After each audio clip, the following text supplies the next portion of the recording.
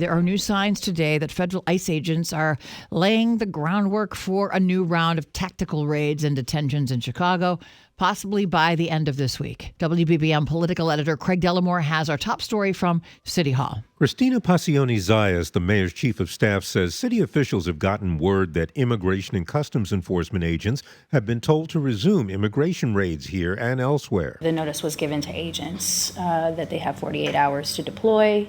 That there will be 5 cities that are targeted, Democrat-led cities, Chicago being one of them for sure, and that they were going to be targeting, workplaces in terms of the raids. Mayor Johnson says people are once again afraid to leave their homes and families fear being torn apart. You got to be really sick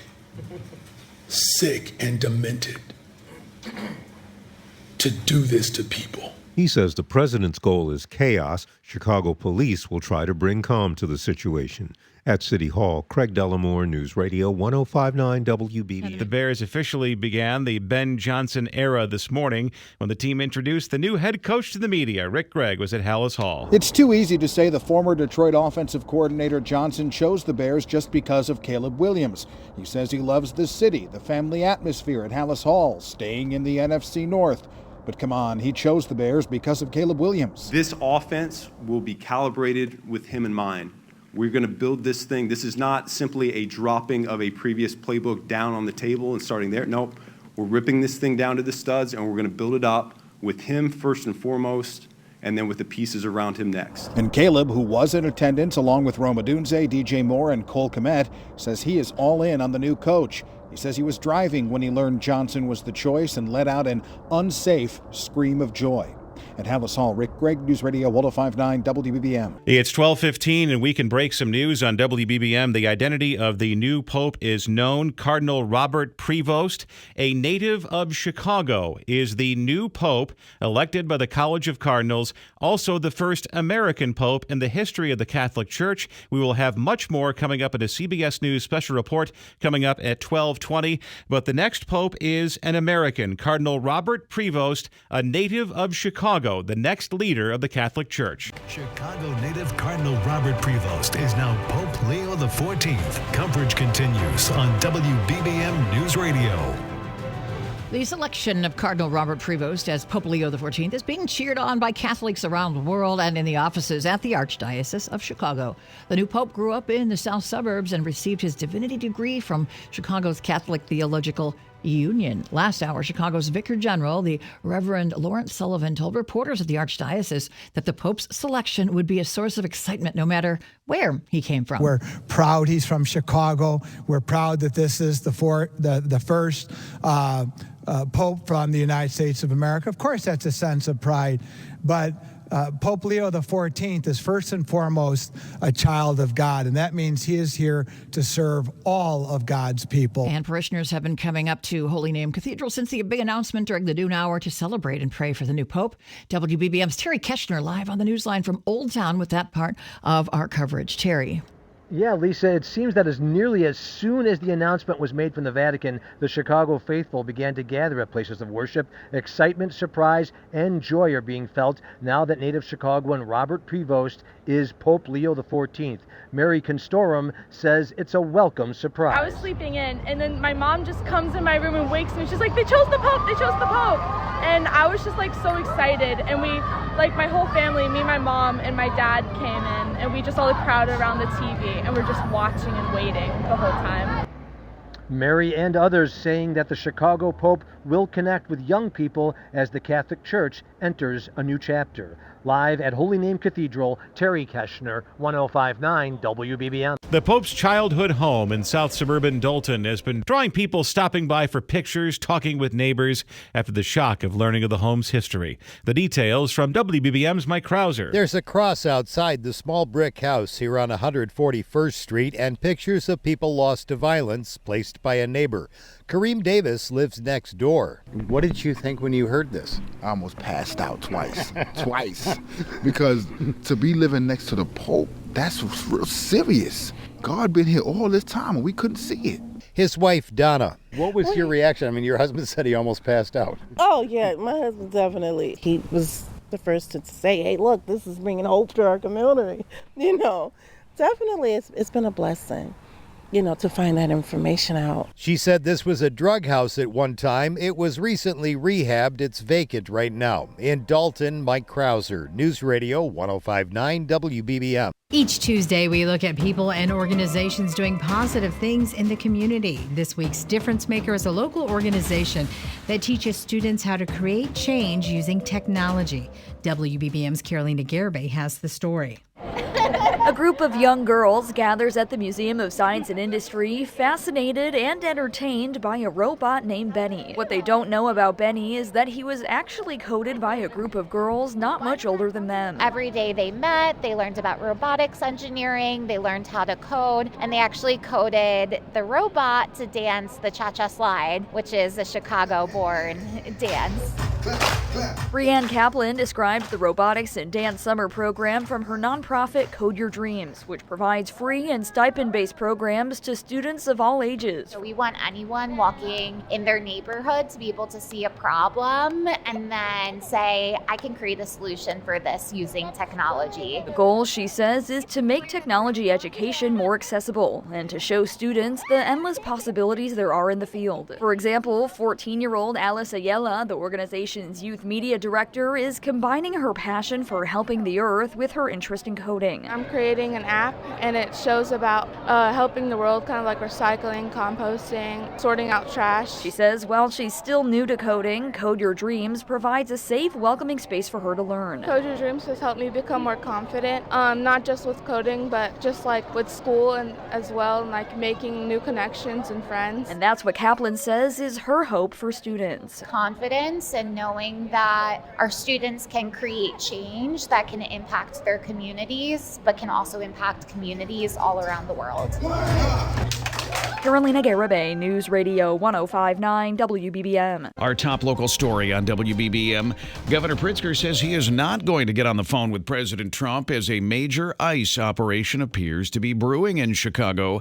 The latest details from WBBM's Terry Keshner. The president is begging me to call him to ask him to do something that we don't want. Governor Pritzker says it's becoming a familiar back and forth regarding President Trump. He wants me to call him and ask him to call in National Guard to the city of Chicago. We don't want it. So that's why I'm not calling the president. The governor says President Trump wants him to ask for troops because this will end up in court and the president could use the governor's request against him. What we do want is civilian law enforcement assistance.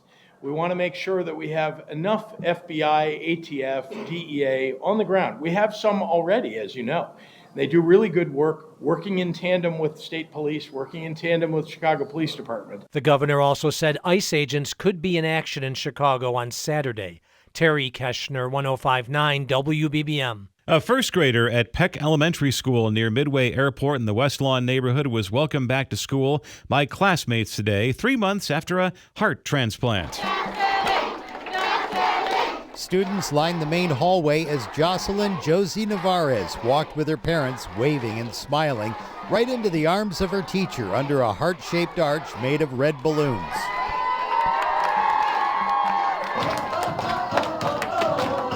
In her classroom, they played The Best Day of My Life, her favorite song, her mom says, as she danced with her classmates. I knew I was going to walk away crying. Her mom, Jacqueline Martinez, and dad, Gustavo Navarez. What was going through your mind as you're walking down the hall and the kids are all chanting her name and clapping? She did it.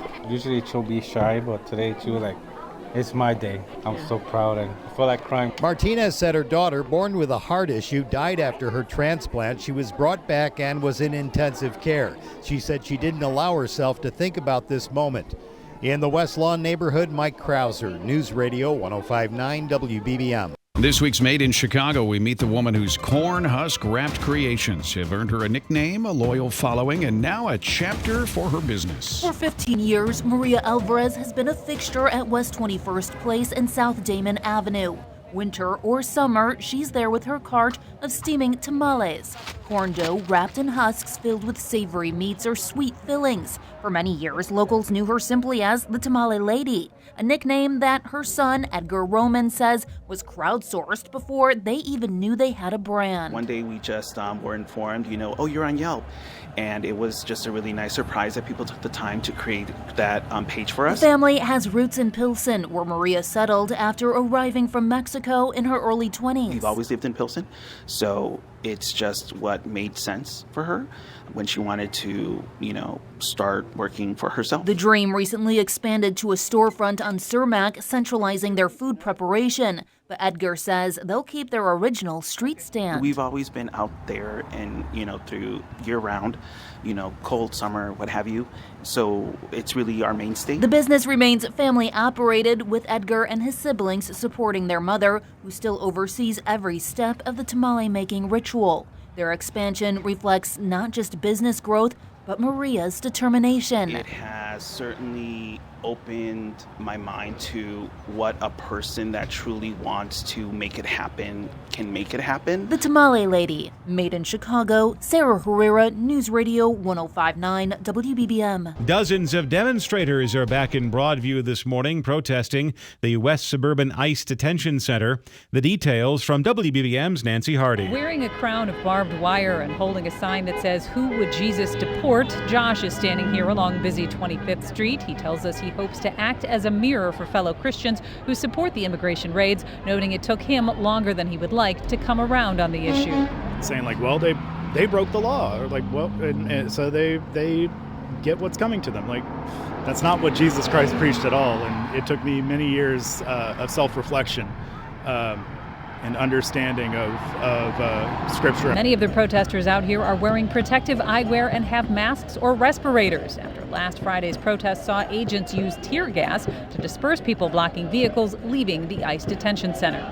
In Broadview, Nancy Harty, News Radio 1059 WBBM. A woman from Evanston is helping hundreds of refugees weekly with a free store on the north side. Amid reports of mass deportation starting in Chicago, Deborah Michaud says her work is more important than ever. A lot of these families that I know are terrified. They're afraid to leave the house. They're afraid to go get food. Michaud is the founder of Refugee Support Chicago, a Facebook group with more than 2,000 members that collects donations and recruits volunteers to help refugees, immigrants, and unhoused individuals in Chicago. Last year, the group opened a free store in Uptown where people can shop for basic needs. We give them coats, we have vitamins, diapers, clothing. Michaud operates the store with the help of volunteers, many of them immigrants who used the store when they first arrived in Chicago. La ayuda que ofrecen, sobre todo aprender el inglés. This volunteer came to Chicago from Venezuela about a year ago and says the store motivated her to learn English. Now she's giving back to others who were in the same position she was. Siempre recíproco.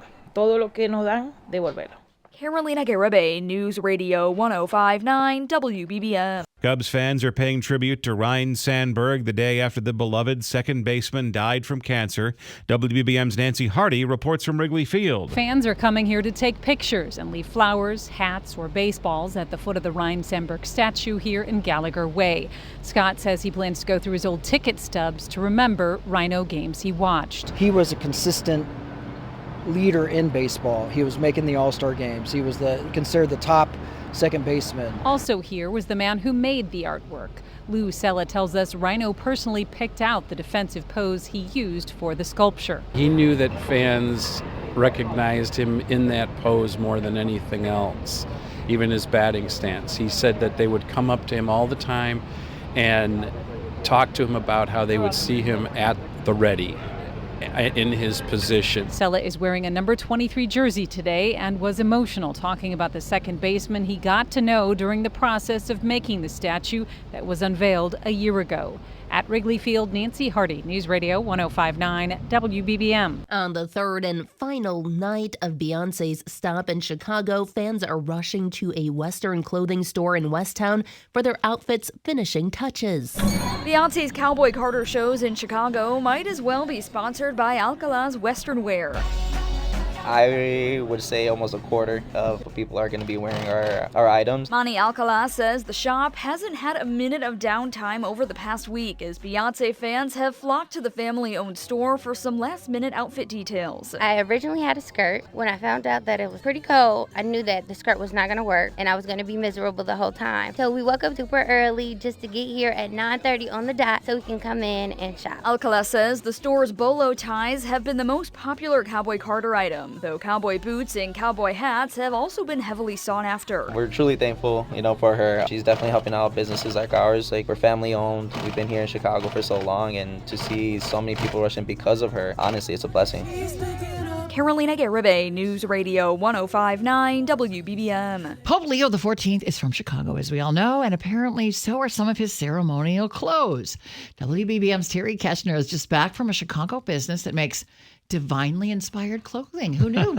He's here at the Anchor Desk. Hi, Terry. Yeah, Lisa. House of Hanson. It's a really neat place on the Northwest Side. It's been making liturgical vestments. Those are garments that clergy members wear during religious services for more than 100 years. And owner Gerard Ahrens told us they recently had a rush job for Pope Leo XIV for a ceremony in early July. It was kind of a rush to get it through pretty quick. Normally to make caskets, to make vestments and whatnot take about 6 to 8 weeks, sometimes as long as 10 weeks. But in this case, within a week, it was done. And the Pope has been a House of Hanson customer before. We've known the Pope for a number of years because we made things for him when he was the bishop in Peru. And subsequently, when he'd come in town, he would stop in. So he was actually here about 1.5 years ago. And Lisa, when a lot of priests spotted the Pope wearing the vestment, they knew right away it was made by House of Hanson here in Chicago. Yeah, such a cool story. And it's been around 100 years. Yeah. Will House of Hanson make more items for the Pope? Well, they hope so. They weren't able to say for certain, but House of Hanson says that having a Pope wearing their stuff certainly is good for business. So Absolutely. We'll see. Yeah. All right, Terry, thanks so much. Great job. This weekend, the Museum of Contemporary Art will be the first institution in the United States to host a brand new exhibit which celebrates the life and work of Yoko Ono.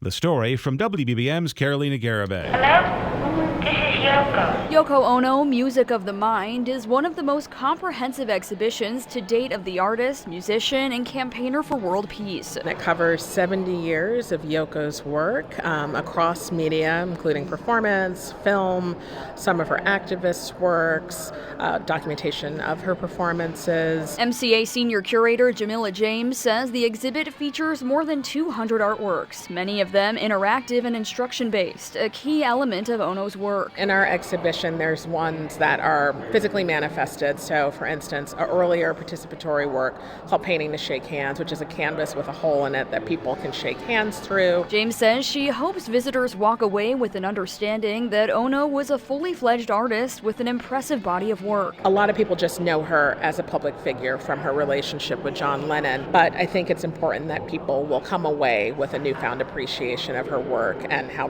incredibly expansive her work is and how timely it is. Carolina Garibay, News Radio 105.9 WBBM. Ahead of her funeral tomorrow, a wake and visitation were held this afternoon on the campus of Loyola University for Sister Jean Dolores Schmidt, the beloved chaplain for the Ramblers men's basketball team. WBBM's Terry Keshner was there.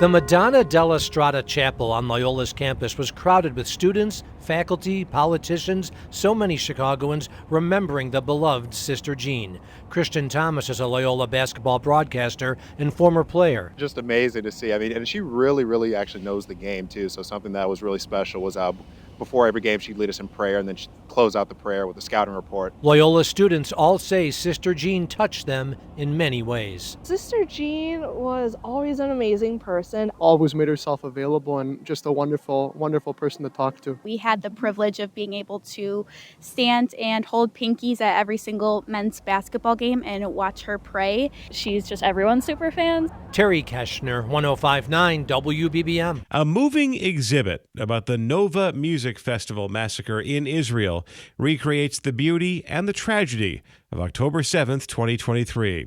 The latest from Lisa Fielding. Israeli police frantically look for anyone alive after Hamas terrorists opened fire on the Nova Music Festival. We had no clue. At 6:28 on November 7th, we had no clue what was coming. Noah Beer was a booking agent and on stage that day.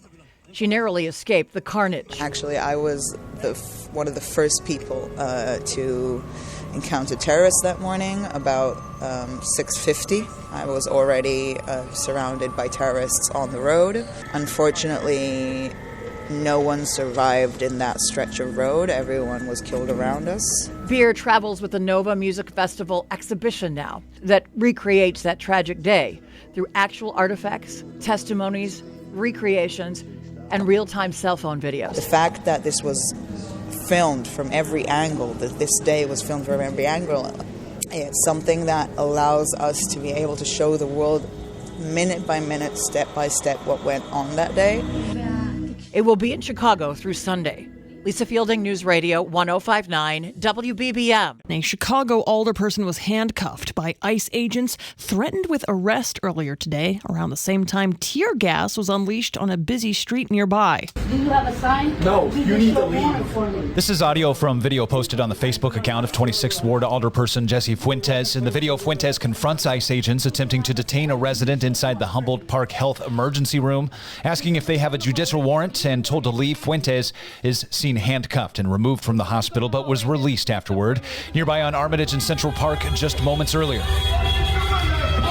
chaos broke out when, according to a small business owner we spoke to, ICE agents dropped about a half dozen tear gas canisters from a vehicle. Leading up to this, he says people in the neighborhood had been riding alongside an ICE vehicle convoy on bikes, trying to slow traffic as much as they could and loudly alerting the community of ICE's presence. He says without provocation, the canisters of gas were deployed near busy neighborhood sidewalks, outside a grocery store and elementary school. Brandon Ison, News Radio 1059 WBBM.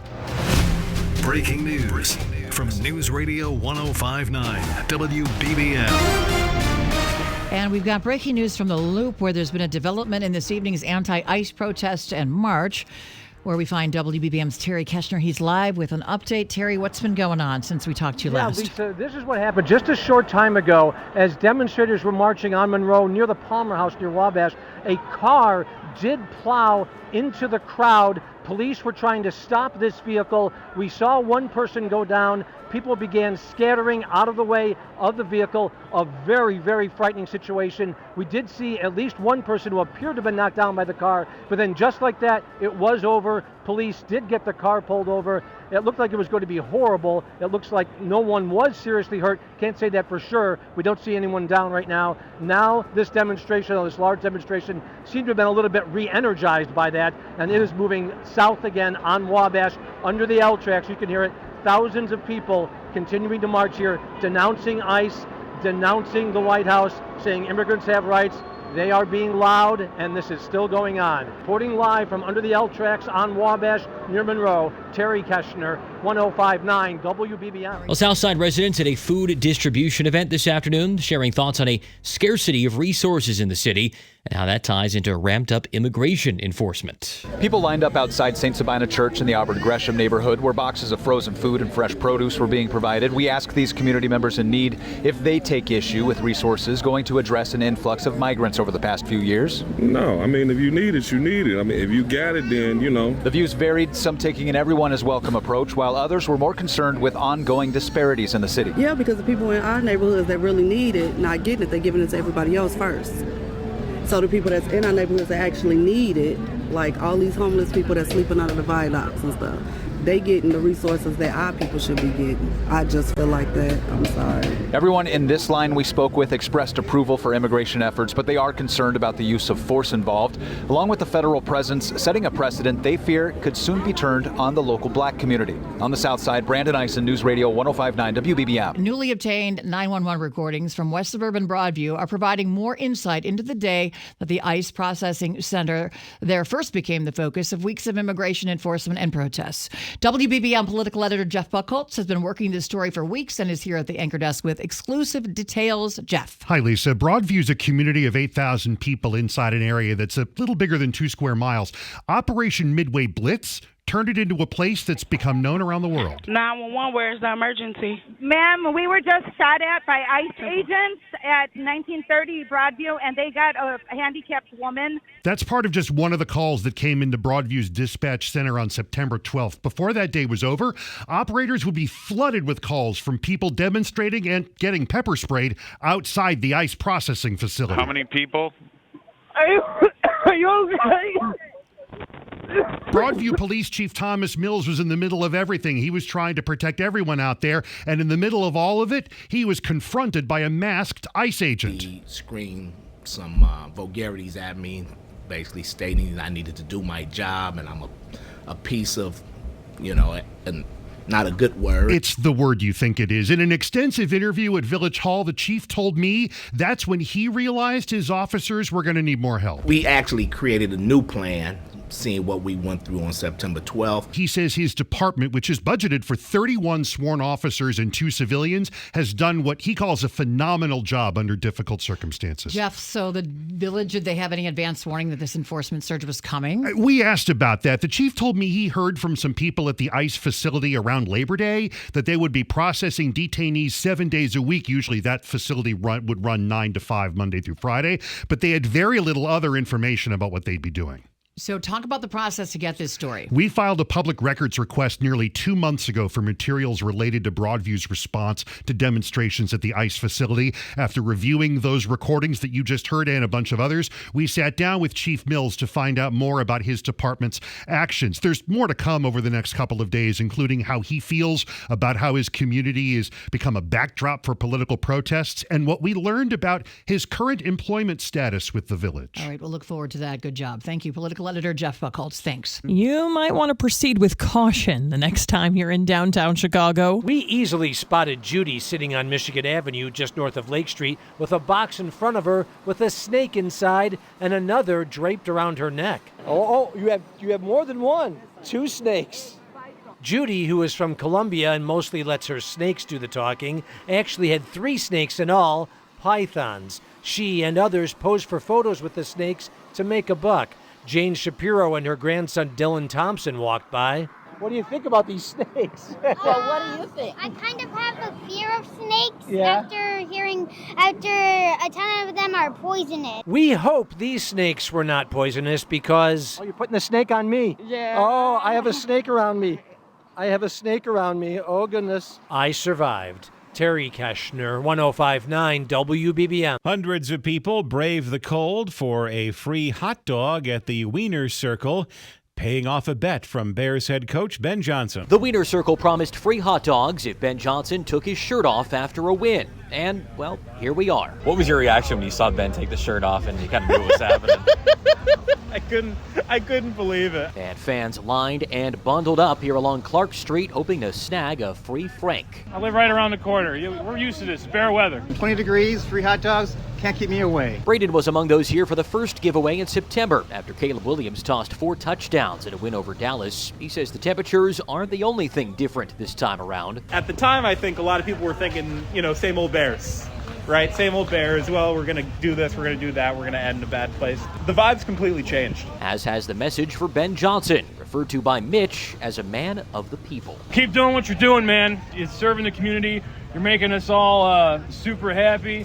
Just keep winning. Just keep winning. Bear down. In Lincoln Park, Andy Day News Radio 105.9 WBBM. Well, Chris Kindle stakeholders are weighing in on the possibility of relocating away from Daley Plaza. The latest on that story coming from WBBM's Brandon Ison. I don't know where else it would be. I really like it at the location it's at right now. A recent back and forth with the city about capacity inside the Chris Kindle Market in Daley Plaza has brought about the unthinkable notion for some holiday shoppers.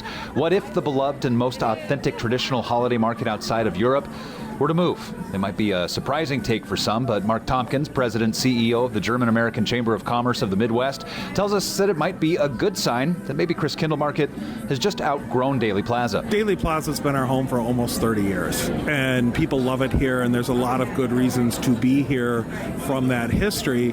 But we'd be silly not to look at all the options that are out there and find what's the right home for the next 30 years. But it's really hard to replicate what we have here. Ideas of where to relocate the Chris Kindle Market include Grant Park, Washington Avenue, or the LaSalle Corridor. Stakeholders do, however, caution negative impacts that might be created if it were to leave the Loop. There's even talk about expanding with vendors at both Daley and Federal plazas. In the Loop, Brandon Ison, News Radio 105.9 WBBM.